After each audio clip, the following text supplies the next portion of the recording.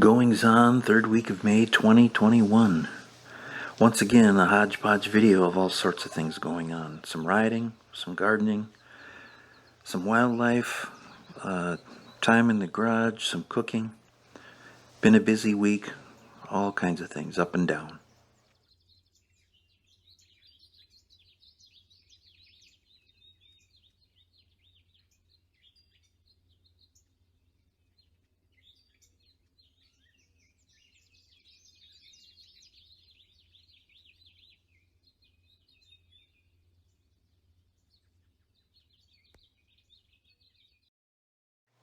Last Saturday, wonderful morning, warm day. Again, almost longest days of summer.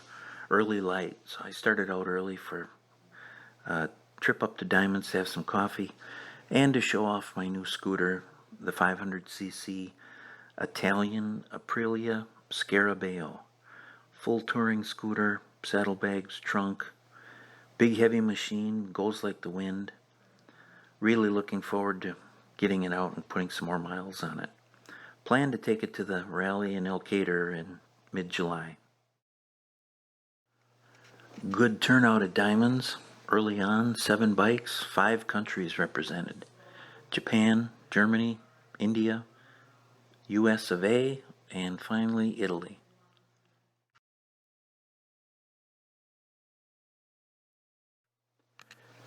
Saturday afternoon, home from Diamonds, parked the Scarabeo and got on the V-Star, give that some exercise, go out for a ride. Down to Wamasha, made a really nice loop.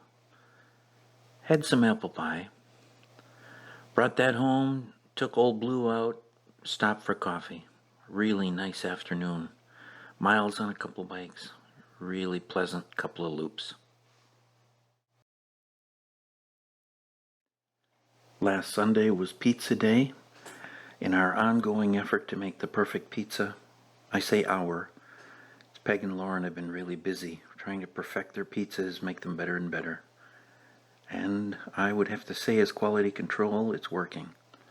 We've started adding some new ingredients.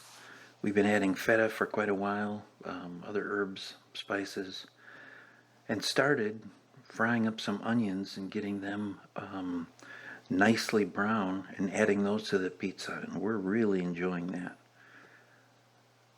The crust test goes on, trying to improve the crusts. These last couple have been really, really good. Just ask the quality control inspector. Phase 1 of the driveway improvement project has begun. Made a bunch of passes with the box blade and the new tractor to get the low spots and the humps and the dips out of the driveway. Phase 2 and 3 will be getting more of a crown on some of it, getting more gravel on it, getting more of it reshaped, more gravel loosened up. Some of it hasn't been touched some of the driveway hasn't been touched for years, so it was rock hard underneath. Get that churned up, mud work loose, gravel and rocks back in place where they belong. See if we can't get some of those ridges. There's too many places on the driveway that hold water.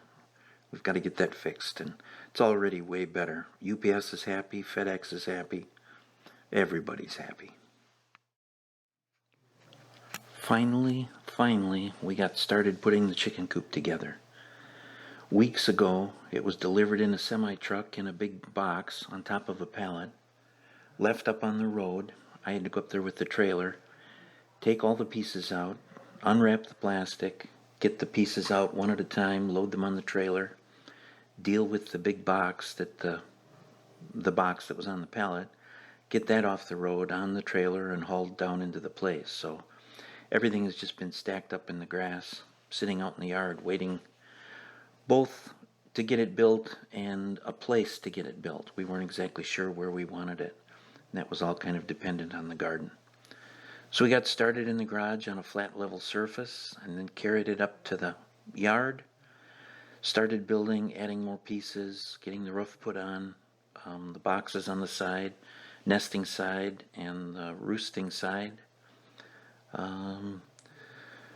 Bunch of pieces together. It all went really well. I was impressed with how well holes were pre-drilled. Everything really went together pretty well. Our challenge was that it wasn't really very solid when we carried it up there, and it was already getting pretty heavy. There was no way we could build more of it in the garage. So getting it up there, get it squared, and getting it leveled was the biggest challenge. Otherwise, everything went together really well. Here you see our 10 yards of wood chips that we got delivered. We're going to add more to the garden, more to the chicken coop, more in front of the greenhouse. And speaking of the greenhouse, this was delivered Friday, again left by a UPS semi up on the road. And you can see over there with the tractor that I just bought a carryall that I'm going to build a platform on the back of. It's not a pallet jack or pallet forks, but luckily it fit just inside the 2 or 3 logs that were underneath the pallet holding the greenhouse, and we were able to back the tractor up under it, up on the road, and get it moved down the driveway rather than unpacking all of that material onto the trailer and hauling it down the driveway and then finding someplace in the yard to stack it up. Of course, there's no room in the garage for anything like that. So it saved us a bunch of time, bunch of effort. So just exactly, both the chicken coop and the greenhouse came from the same company and were packed the same way as a kit like that. So we've got another box that looks just the same. We'll get rid of the plastic, and when we're ready to start building the greenhouse, those pieces will come out one by one, spread out all over the place so we can start building. Now we're on to the wildlife, and I think we'll start with the raccoon. Based on the tracks and based on what happened here, we have to assume that one of the raccoons got brave enough. Peg and I had fun speculating that Mom sent one of the kids up so she could stay down with his little sister. And Mom sent one of the raccoons up to knock the tray down so that the rest of them didn't have to climb the deck and could eat the spoils after the tray tipped. The tray was tipped down, empty. There are muddy tracks all over the railing. We have to believe it was one of the raccoons that got up here. Again, the tracks were the telltale marks. We couldn't imagine what else. We were surprised that the raccoon was not able to. The fact that it could climb wasn't the surprise. The fact that it was able to walk along the thin little railing actually did surprise me. Finally remembered to go up into the woods and check or swap cards with the trail cam. It had been quite a while. There were over 80 videos, but 70 of them were due to the wind and leaves activating the motion sensor. There were only a couple of keepers, and this was one. Next in our wildlife series, plow truck hadn't run for quite a while, so I went out to start it the other day, and of course battery was absolutely dead. So in the evening, put the battery charger on. The next morning, went out to pull the battery charger off and start the truck, open the hood, got a big surprise. I'm pretty sure it's fox snake. We've seen them around here before. I just gently tugged on the wires, bumped the battery charger a little bit. Running all night, I'm sure it was nice and warm, and there was a wonderful place for that snake to spend the night. Didn't take long. Snake worked its way down. I waited long enough to make sure that she was out of the way before I started the truck. The hummers have really been going after the nectar. They weren't very happy that we had pulled the feeder down to get it full. They were absolutely missing it. And during these videos, you'll hear them, their wings buzzing, flapping, whatever they do.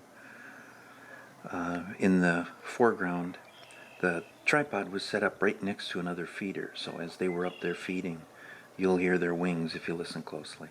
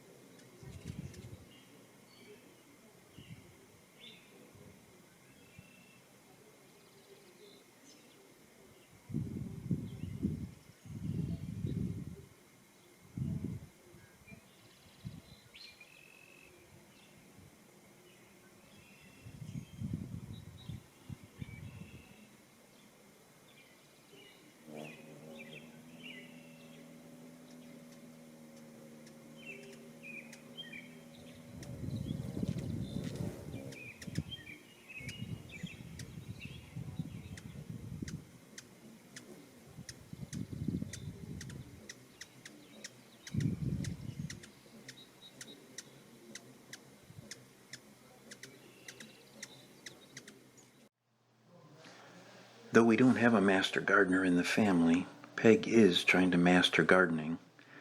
She has, after all, mastered a lot of things, and 10 years ago this month, this is one more thing that she mastered.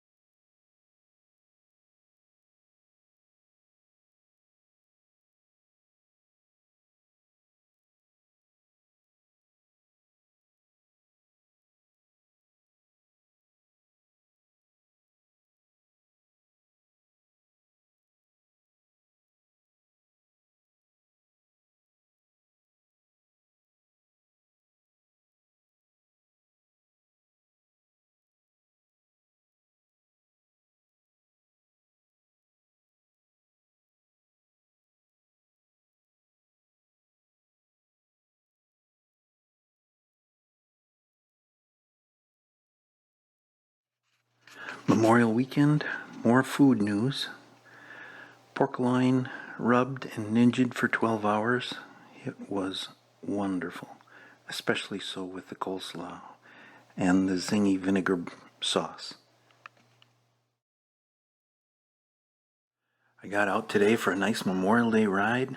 Stopped for cheese curds in Ellsworth. Stopped for breakfast at AJ's in Baldwin. Wiggled around up north of Turtle Lake. Stopped in Barron. Had to stop at a cemetery there. Got back to Red Wing. Stopped in a cemetery there. And home. About 230 miles. It was a wonderful, wonderful ride today. Beautiful day.